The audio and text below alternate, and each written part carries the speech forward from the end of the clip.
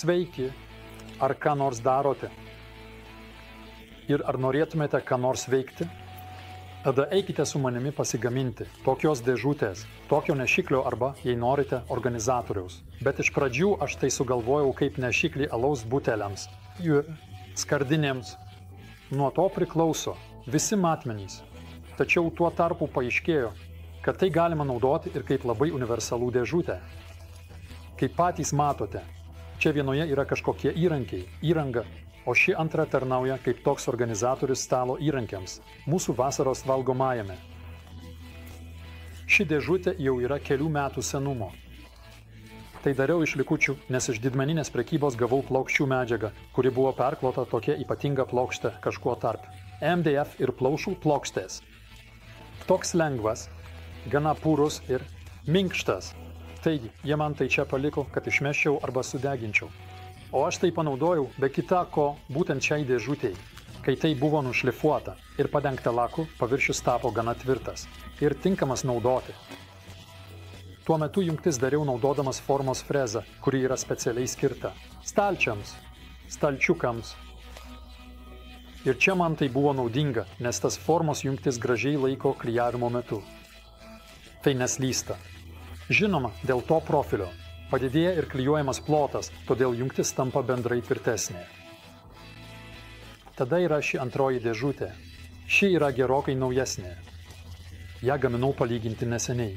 Reportažai Radi Pitka Loskutka ir jau dariau iš staliaus pušies faneros, manydamas, kad tai yra 12. Tada supratau, kad tai tik 10, kurios storis iš tikrųjų yra apie 10,4. Idealu būtų, jei tai būtų 12. Jungtys čia yra nužemintos 45 laipsniais ir naudojamos lamelės. Be to, abiejų šių dėžučių dugnas yra padarytas vienodai. Aplink viduje yra išfrezuota arba ant stalo pjūklo išpjauta griovelis ir ten įdėtas dugnas, kurio storis yra apie 6 iki 8 mm. Tas pats ir su šiomis vidinėmis pertvaromis. Vėlgi, idealis storis yra 6, daugiausia 8 mm. Kalbant apie vidų, čia iš esmės. Išilginę pertvarą padariau tvirtai, o įstatomos tik skersinės. Taigi, galite turėti erdvę, padalintą į 6 dalis, vienodas dalis, arba erdvę, kurioje yra 2 mažos ir 2 didesnės dalys. Ir jei išimsite abi pertvaras, tada turėsite 2 vienodus, išilginius angas. Čia jau dariau šiek tiek. Kitaip, iš esmės dar paprasčiau. Visa vidinė įdėklė gali būti išimta, taigi arba turite padalintą į 6 dalis, arba turite visą erdvę, jei norite įdėti kažką didesnio. Ir iš esmės tokių pačių būdų tai padarysime, su dėžute, kurią dabar gaminsime. Noriu ją padaryti iš tos pačios faneros kaip čia. Aš čia baigiu. Ir šį kartą nenoriu daryti sudėtingo sujungimo, bet tiesiog paprastai sujungti su kaiščiais. Tada kyla problema, jei pjausite griovelį dugnui ant stalinės pjūklo, kad šonuose bus matomos mažos skylutės, kurias galite užpildyti glaistu, arba jei jos labai trukdytų, tuomet griovelius reikėtų frezuoti ir nefrezuoti iki galo. Matmenys yra nustatyti. Aukštis 30 cm, ilgis 26 cm. Ir kadangi šonus kryjuosime tarp galų, juos padarysime 16 cm pločio. Ir dar vienas dalykas apie šią dėžutę. Aš tai dariau tik iš kažkokių likučių, todėl neturėjau daug pasirinkimo. Taigi man pavyko, kad piešinys šonuose yra horizontalus, o čia vertikalus. Jei lakuotumėte, tai fanerai visiškai nesvarbu. Jei norėtumėte palikti tai natūraliai ir jums tai trukdytų, žinoma, turite tai padaryti kitaip. Rekomenduoju nupjauti juostą, kurios plotis yra 30 cm. Ir į šį plotį tilps ir šios 2 priekinės dalys viena virš kitos, todėl piešinys bus toks pat. Ir žinoma, priklauso nuo to, ar juostą nupjausite iš lentos, išilgai ar skersai. Tada turėsite piešinį horizontaliai visur aplinkui, arba priešingai vertikaliai visur aplinkui. Tai jau priklauso nuo jūsų skonio. Taigi, ko mums reikės gamybai?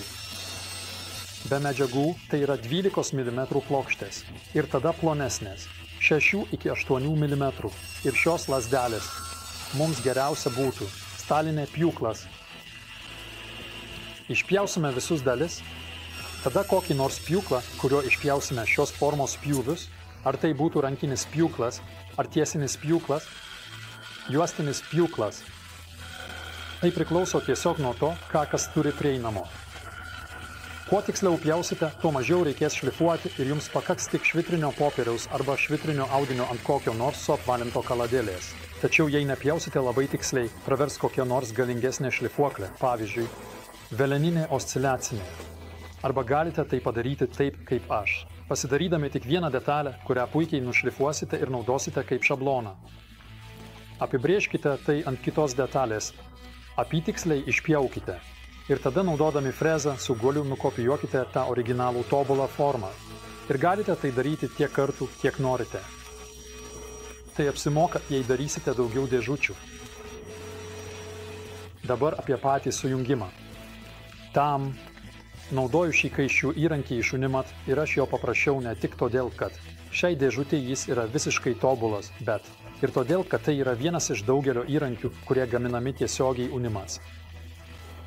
Unimas yra žinomas kaip įrankių ir įrangos parduotuvė dirbtuvėms, autoservisams, padangų servisams, bet mažai kas žino, kad visa tai prasidėjo seniai, nuo įvairių įrankių gamybos.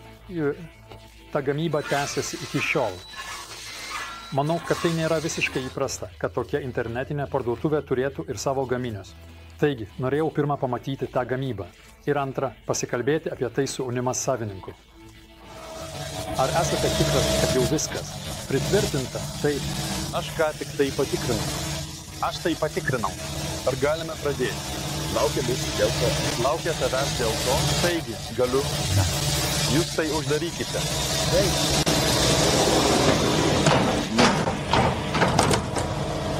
O dabar žalia.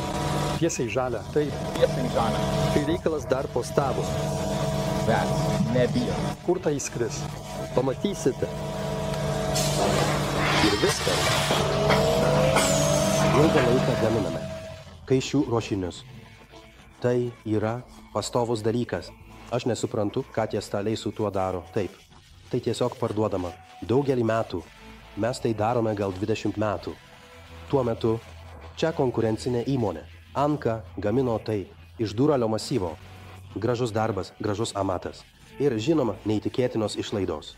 Aibe. O mes tuo metu tą konstrukciją paėmėme šiek tiek kitaip. Pagaminome įrankį, išspaudžiame aliuminio profilį. Žinoma, tai nėra taip visiškai paprasta, kaip gali atrodyti, nes tas įtaisas turi išlaikyti tam tikrą lygumą ir pagaminti tą profilį aliuminio gamykloje taip, kad jis turėtų atitinkamus geometrinius parametrus, nes išspausti tą ruošinį su profilio forma, tai yra tiksliai iki šimtųjų, tai nėra problema, bet išlaikyti tą lygumą 6,56 mm ilgio įtaisuose. Yra tam tikra komplikacija. Taigi, tai iš dalies priklauso nuo bendradarbiaujančio partnerio. Bet tai yra gražus produktas. Yra daug tikslių išgręžtų skylių, daug sriegių. Kai pažiūri, kaip toks dalykas gaminamas, tai stebėtinai greitai ir mane stebina. Pavyzdžiui, pjovimo parametrų požiūriu, kaip brutaliai. Gręžimo karūna įeina į tą medžiagą. Taigi, tikrai gražu tai pamatyti gyvai. Kaip sveikas patriotas. Žinoma, tokią iniciatyvą vertinu. Ir manau, kad būtų gerai, jei Unimas savo e-parduotuvėje turėtų gaminių, kurios gamina ar tai būtų.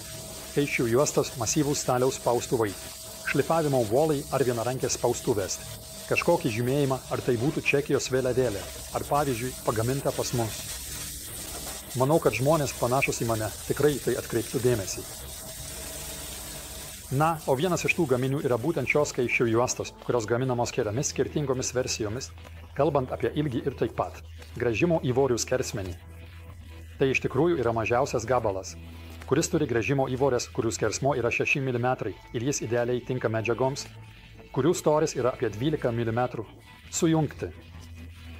Beje, tai yra įrankis vadinamas kraštui. Tai reiškia, kai norite sujungti du gabalus į L formą arba netgi tiesiai. Bet jei norėtumėte daryti čia tipo jungtį, tai reiškia, kad kraštą įterpti į paviršių jums reikės panašaus įrankio, bet vadinamo paviršiui. Šį kartą mes apsieisime su šiuo kraštui skirtų įrankiu kuris iš esmės leis mums gręžti skyles, tiek į patį kraštą, tiek į priešingą dalį. Patogu yra tai, kad gręžimo įvorės turi skirtingą ilgį tiek kraštui, tiek paviršiui, todėl galite turėti grąžto ribotuvą, visada toje pačioje vietoje. Mačiau ir įrankių, kurie tai daro kitaip. Ir tada jums reikia turėti 2 grąžtus su skirtingai nustatytais ribotuvais, arba 2 gręžtuvus, kas man tikrai netrodo labai geras sprendimas. Čia matyti, kad kažkas tikrai pagalvojo. Pristatymo dalis yra ir šios plastikinės uždangos. Tai yra tarsi apsauga nuo kvailysčių, kad uždengtumėte nenaudojamas skyles. Mes čia šiam atstumui naudosime tik 2 skyles, todėl likusias uždengiau taip. Pristatymo dalis yra ir toks paprastas grąžto ribotuvas. Tai iš esmės tik toks paprastas dėklas su varžtu su 6-kampiu raktu. Tai yra patogu, jei ribotuvas atitinka cilindrinę dalį, bet blogiau, jei jis patenka į spiralę, nes varžtas gali pirma sugadinti briauną, o antra plonesniems grąžtams. Priveržus gali sukelti grąžto lenkimą, kuris vėliau vibruoja. Todėl aš, mieliau, kai tik įmanoma, naudoju sudėtinį grąžimo įvorę arba grąžimo ribotuvą. Tokiu būdu padarysime 2 priešingus kampus, o tada turėsime perkelti ribotuvą į kitą pusę ir užbaigti likusius 2 vėlgi priešingus kampus. Kai viskas yra išgręžta, galime pradėti klijuoti. Pirmiausia, užtepu klijus į angas kraštuose ir įkalu kaiščius. Iki galo, kol klijai pradeda išlysti iš griovelių. Taip turiu užtikrintumą, kad visur aplink kaištį yra klijai ir kad viskas yra puikiai priklijuota. Tada užtepu klijus į priešingas angas ir ant viso krašto. Aš viską sudėliosiu. Žinoma, gera atsisiųsti. Tam idealiai tinka korpusas spaustuvai. Jei neturite, galite naudoti bet kokius kitus spaustuvus, bet svarbu spausti būtent šoninės dalies ašyje, nes jei tai darytumėte arčiau centro, kraštai išsilenktų ir pirma, tai nebūtų gražu. Antra, viduje netilptų pertvaros. Kalbant apie tą lazdelę, galite naudoti lazdelę, kaip padariau aš, tai yra iš kažkokios vaikiškos lovelės. Konkrečiai jos skersmuo yra 16 mm ir abiem. Atvejais jį įstatyta į aklus skyles ir vėliau dar priklijuota, kad nesisuktų ir laikytųsi kartu, nes su plonesnė medžiaga vis dėlto gali kilti pavojus, kad jį iškristų. Jei norite būti tikri, galima tai padaryti šiek tiek kitaip, būtent pragręžti skyles per visą. Ir arba padaryti lazdelę šiek tiek ilgesnę, o tada išsikišimus užtikrinti kokiu nors kaiščiu. Tačiau tada, žinoma, tai išsikiš virš šonų. Jei norėtumėte, kad tai būtų lygiai, tada lazdelę nupjausime tik tokio ilgio, koks yra dėžutės ilgis galus. Įpjausime, įkišime į skyles, priklijuosime. Ir įpjovimuose įklijuosime bei įkalsime mažus pleištus. Jie puikiai išplės, todėl tai puikiai laikys. O kai klijai išdžius, tai bus nupjauta ir nušlifuota. Todėl tai bus elementas, kuris, mano nuomone, atrodys labai gražiai ir tuo pačiu metu jungtis bus itin tvirta. Kalbant apie vidinės pertvaras, tai paprasta. tą pailgą dalį padalinsime į trečdalius ir ten iki pusės išpjausime griovelį, kuris bus tokio pat pločio, kaip ir medžiagos storis. Ir tą patį padarysime viduryje pertvarų. Tai surinksime, įdėsime vidun ir dėžutė bus paruošta. Na, o pabaigai, žinoma, kažkokia paviršiaus apdaila. Galite naudoti dengiamąjį laką, arba palikti natūraliai ir tiesiog įtrinti kokiu nors aliejumi, ar vašku. Žinoma, tai priklauso pirmiausia nuo jūsų skonio. Ir antra, nuo naudojimo būdo ir eksponavimo, taip pat nuo oro sąlygų. Nepriklausomai nuo to, kokią jungimo techniką nuspręsite naudoti tokiai dėžutei ar nešikliui pagaminti, nuorodą į visas priemonės rasite kaip įprasta aprašyme po vaizdo įrašu. Ačiū, kad žiūrėjote.